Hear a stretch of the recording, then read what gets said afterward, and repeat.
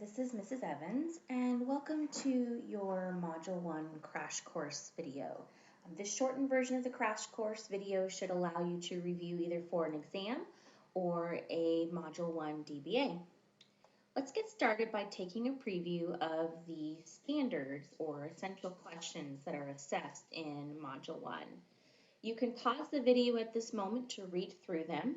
What we will do in this review video is we'll touch on each of the 5 sections in Module 1.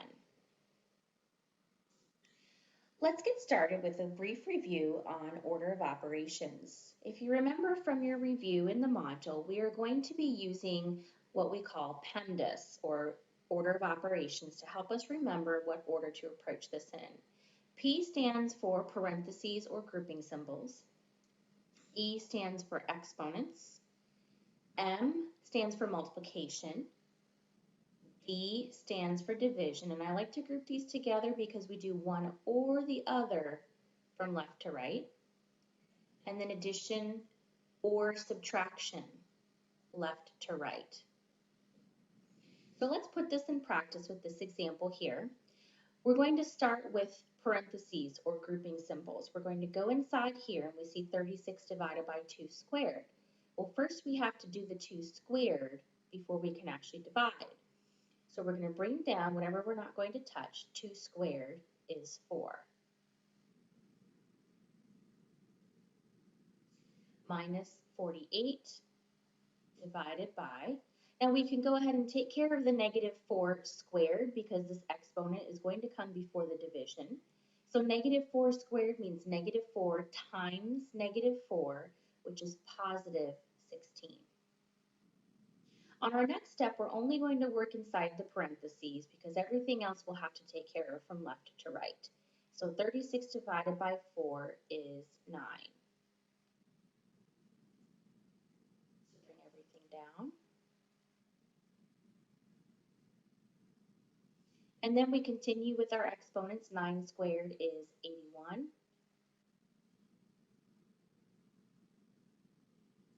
Now, we have to look for addition or subtraction and multiplication or division. Multiplication or division come first from left to right, so we skip the negative 81 and we go to the 48 divided by 16, which is going to give you 3. And then bring everything else down. Negative 81 minus 3 is negative 84. And we are done. Order of operations plays an important role when solving equations and evaluating higher level expressions in the Algebra 2 course. We're going to take a look at a multi-step equation. Here we have 1/2 times the quantity q plus 1 equals 4/3 minus q. So this equation has a few skills in it. We have to apply the distributive property, we have variables on both sides, and we also have fractions.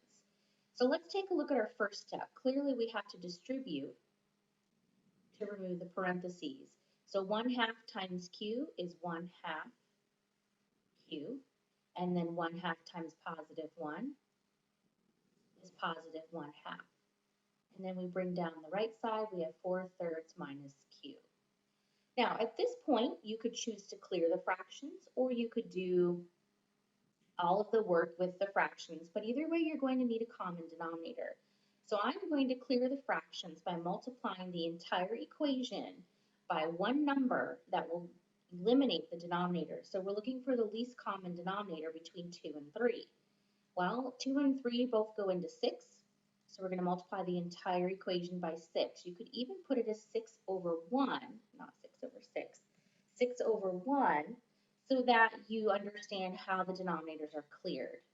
So 1/2 times 6 over 1, or 1/2 times 6 is 3. Again, 1/2 times 6 is 3. So the left side is going to read as 3q plus 3. On the right-hand side, we're going to do 4/3 times 6 over 1. So we'll bring that over here. We can divide 3 by itself, and 3 goes into 6 twice. So we get 8 minus 6 times q is 6q. Now, even though we have taken care of getting rid of the fractions, it does not guarantee that we are going to have answers that are not fractions. This is just to make our calculations easier. On our next step, we're going to either move the variable term or the constant term. I like the idea of having positive variables or coefficients in front of variables, so I'm going to add 6q to both sides. That also puts the variable term on the left side, which I prefer as well. So 3q plus 6q is 9q. And then we have plus 3 is equal to 8. Now we subtract 3 from both sides. We get 9q is equal to 5.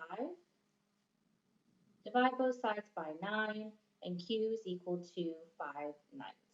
Again, just because we clear the fractions doesn't mean we won't have a fraction answer. Now, you could go through the process of checking this. There are various ways to do this, and obviously an option is to use a calculator or a decimal estimation of 5/9 to see if you can approximate both sides are the same. Moving forward in Module 1, you then took a look at Lesson 1.02 to learn a little bit about identifying functions. So one of the things that we're looking for when we identify functions is the relationship between the input and the output of the function. So I have two examples here. I'm going to graph both of them. We're going to plot these points, negative 1, 5, 0, 3, 1, 4, 2, 7, and 3, 4. Okay. So it's not really any particular shape. Let's see what happens when we graph the function on the right. We go to 3, 0. Notice the scale has changed here to allow us to graph the larger numbers. We go to 4, 7, 5, 10, 4, 14, and 10, 25. Now, I could have immediately identified this second table as not a function because there are two places where we have the same x value. And that means we have the ordered pair of 4, 7 and 4, 14. You can also see on the graph right here that if we were to draw a vertical line through this particular section, we hit the graph twice.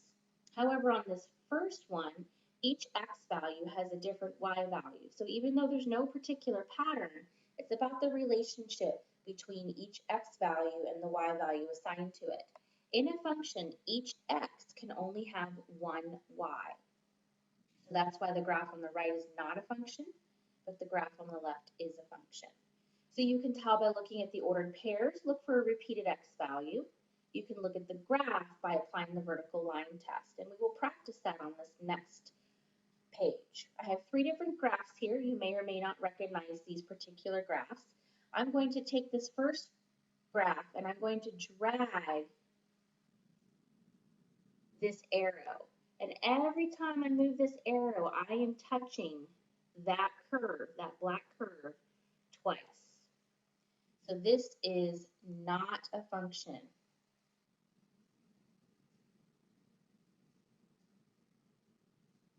Let's apply the vertical line test to the graph on the right. If we take this red line and we pass it through, we only touch the graph once at any particular point. This happens to be a cubic function, which is something you will learn about in Module 4. But at this point, because we can pass the vertical line test, we'll say, yes, this is a function. As you can probably tell, on the bottom graph, we are also going to pass the vertical line test. We are only touching this parabola at one point at any time. So just because a graph is a parabola does not mean it's automatically a function. Parabolas have to face up or down to be considered functions. If they're turned on their side, they are not functions. Moving forward with lesson 1.02, you then learned about a newer concept, which is finding inverses of functions. An inverse function is found by replacing f of x with y, switching x and y, and solving for y. Graphically, inverse functions are a reflection of the line y equals x. Let's practice finding the inverse algebraically first. So our first step is to switch x with y. So x is going to go here,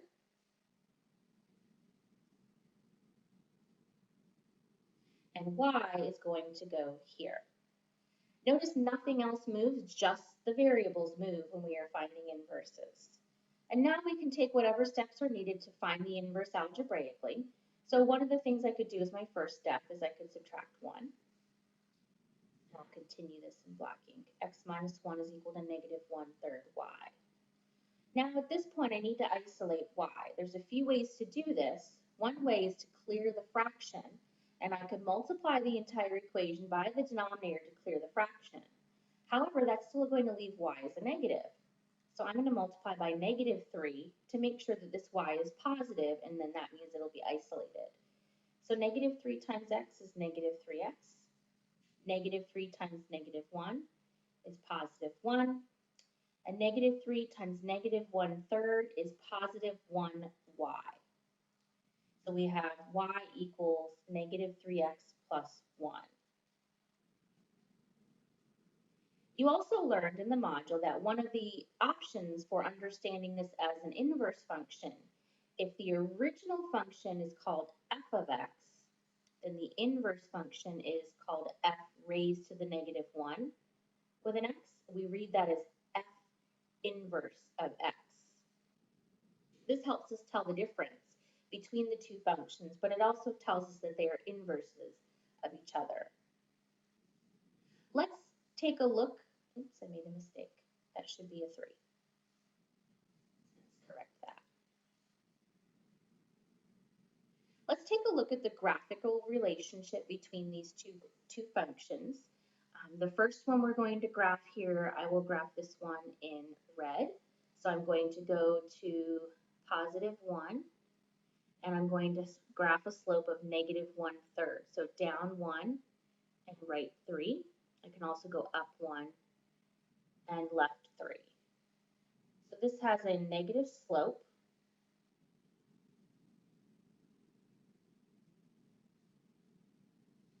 Right?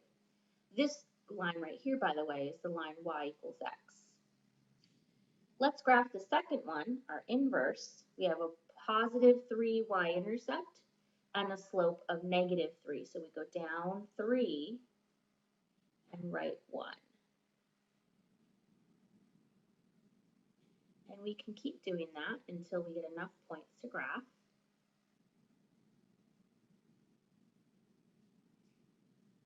So if you notice, these two lines look to be fairly symmetrical. And actually, if we took this graph and we folded it over this line, y equals x, these two graphs would match up. This part would match this one, and this part would match this one.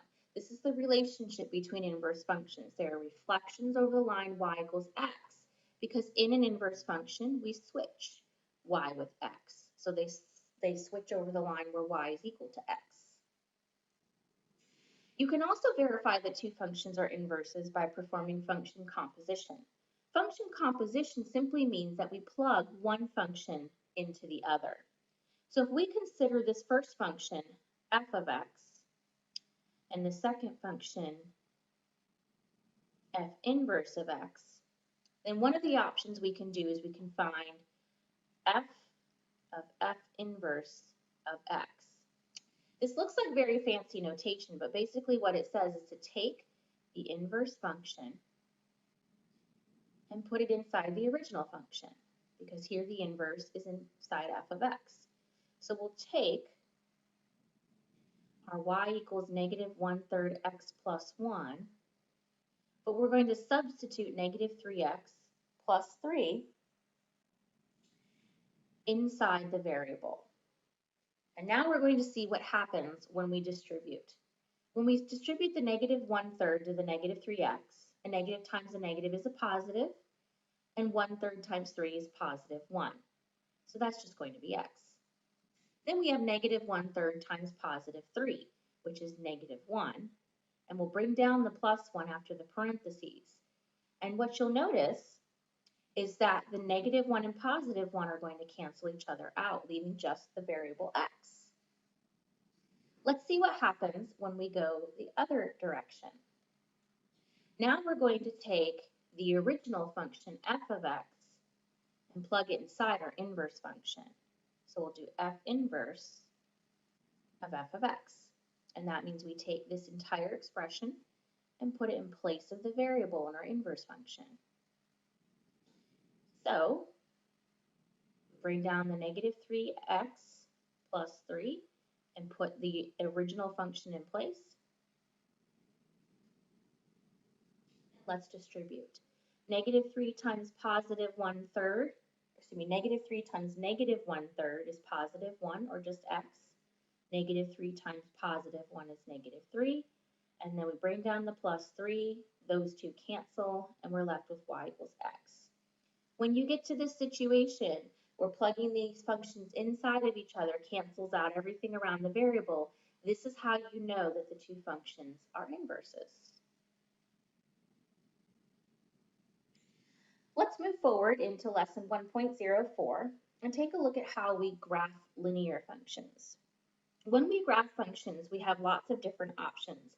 Making a table is an option for graphing any function you can find. It's not always the most efficient, but it is an option. A second option is to find the intercepts, and a third option is to rearrange into slope-intercept form. Let's practice with each one of these. Let's say that we want to make a table, and we only need 2 points to make a line, but we can set up a table with 3. So I am going to put the table all the way to the left here, so x and y, and I'm going to select a negative, a 0, and a positive. So I'm going to substitute negative 1 for x, and I'm going to do the calculations over here. So we have 3 times negative 1 minus 2y is equal to 12. That's negative 3 minus 2y equals 12. Add 3 to both sides to get negative 2y.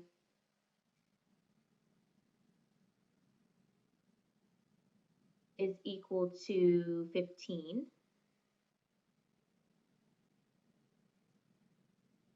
And then when we divide both sides by negative 2, we get y is equal to negative 15 over 2, which is negative 6.5.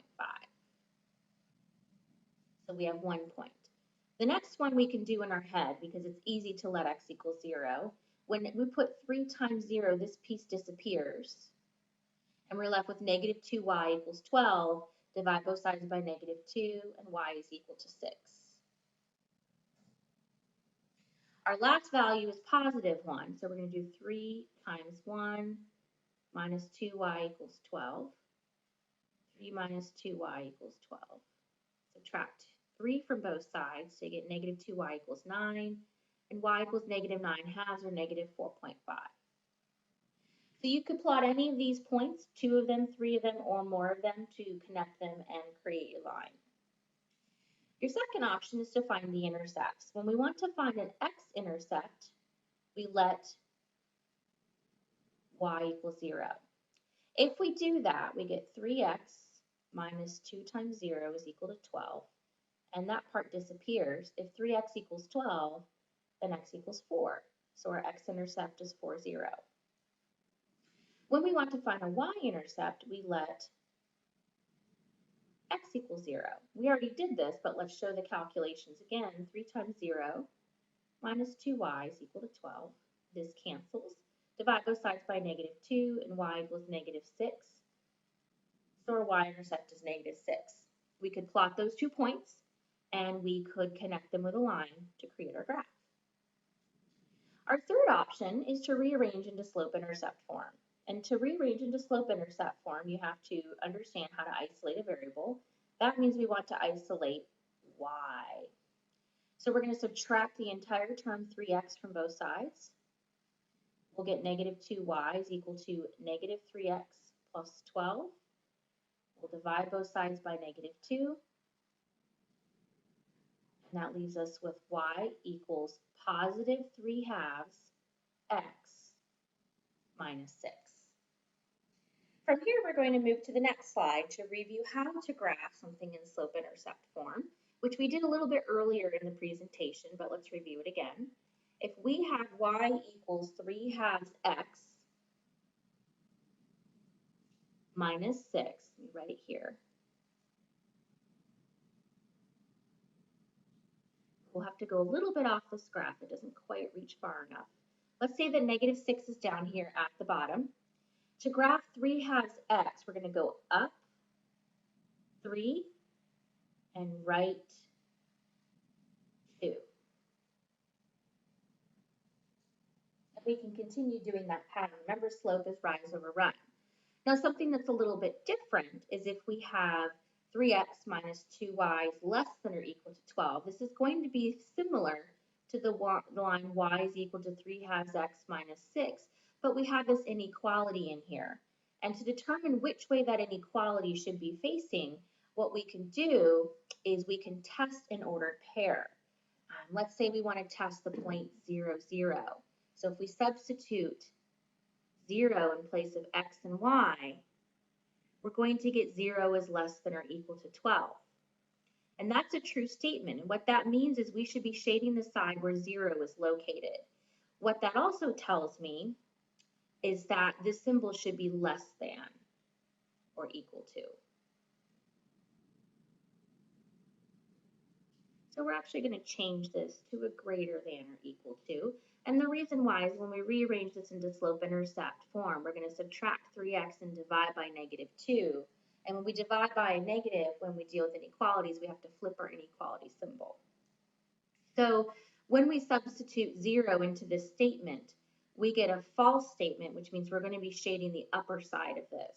And generally, most students can understand pretty easily that when we are graphing inequalities, greater than generally means above, and less than generally means below. We have a solid line because this is equal to, and then we're going to use this to shade above. One of the final skills that you worked on in the first module of the course was writing equations of the line. So we're going to talk about how we write the equation of a line given 2 points. From this particular skill, you could apply this to given the slope in a point or given the slope in a y-intercept. So let's start by finding the slope. I'm going to go ahead and put that up here. The slope between 2 points is the change in y divided by the change in x. We also call this average rate of change. So we're just going to subtract the two y values. I'm going to do 3 minus 0, which means when I subtract the x values, I need to do 1 minus 6. And I'll get 3 minus 0 is 3, 1 minus 6 is -5, so our slope is -3/5. To write an equation of the line in point-slope form, you're going to use y minus y1 equals m times x minus x1. We substitute a coordinate point and the slope. So y minus, and I'm going to pick the easier ordered pair, the one that has 0 and positives. Y minus the y coordinate is equal to m times x minus the x coordinate. And this is how we leave it if we want it to be in slope-intercept or point-slope form. We stop here. If we want to take it to slope-intercept form, we need to isolate y, which here is very easy because we have y minus 0, which is just y. But on the right-hand side, we need to distribute the coefficient, -3/5 times x and -3/5 times 1. So now we see that our y-intercept is +3/5 and our slope is -3/5. Finally, if we want to get into standard form is ax plus by equals c. This one is y equals mx plus b. And we have 2 steps. We have to clear the fraction, and we have to get x and y on the same side.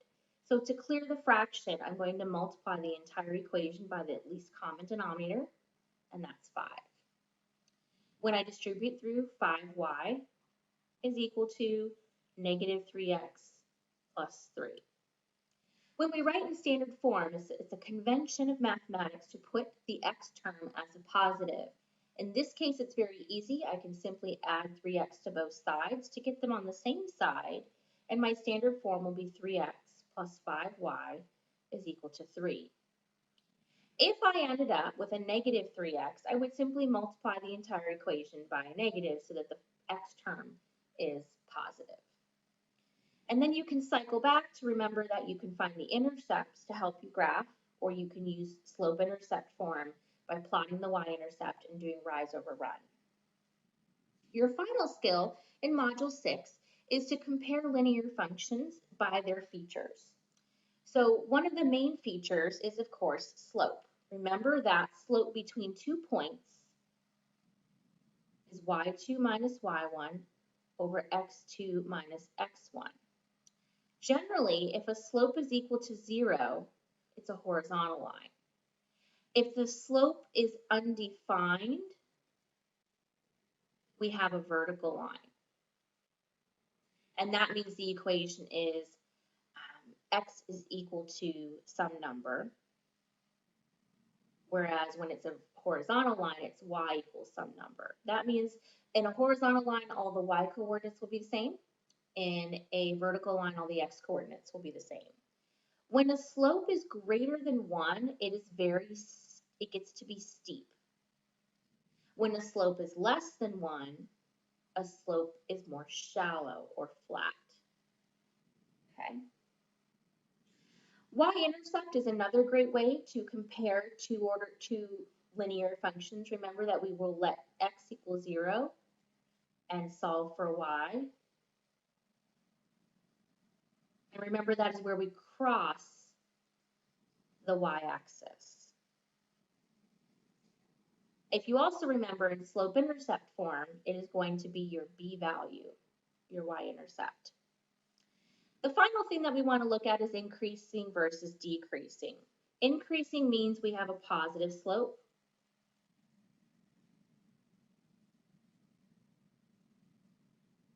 While decreasing means we have a negative slope.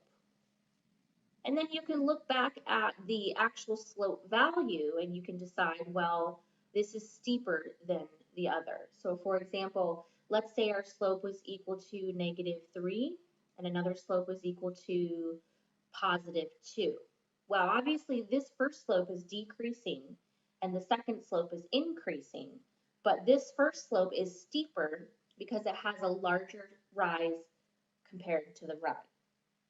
There are many ways to compare the key features of linear functions, but keep in mind those key features are the slope, the y-intercept, and whether the function is increasing or decreasing in general. I hope you found this to be a very useful review. Please remember again that you can use this to review for a Module 1 exam, a Module 1 DBA, or at any point during the course if you need a refresher. Thanks for listening and have a great day.